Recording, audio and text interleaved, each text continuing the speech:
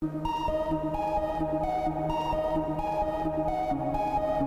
an earlier video, we looked at how to identify errors that were shown in the output window, but sometimes there can be problems with our code that don't create any errors at all. For these types of problems, we often have to do a little bit more work to track them down.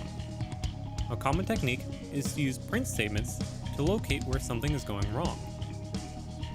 Here I have code from an earlier video where we made a street light. Now syntactically, this code is all correct. If we run our game, there won't be any errors in the output. But for some reason, it's still not working. During the day in my game, this light doesn't turn off. So let's do some investigation to see what could be going on. Now first, it'll just be useful to see if the code is running at all. Inside the loop, I'm going to include a print statement and just print out the time of day. In this case, I'm going to use the lighting property, time of day, instead of get minutes after midnight, since it's a little bit easier to read when it prints out. If we run the game, we can see that our loop is running fine, so we know that's not the problem.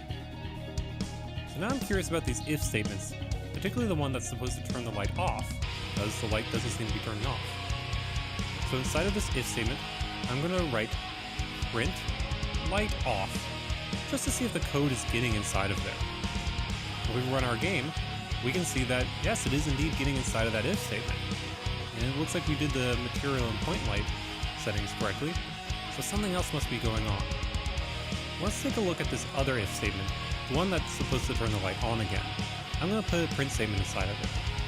When we run the game, I don't expect this to fire because this code is only supposed to happen at the end of the day. But we can see that when we run it, first we see a light turn off, but then on again. So something must be wrong with this if statement.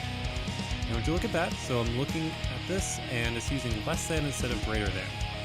That means that instead of turning the light on after 6 p.m., it's going to turn it on before 6 p.m. So all we need to do is flip this sign around and that'll fix the behavior of our game.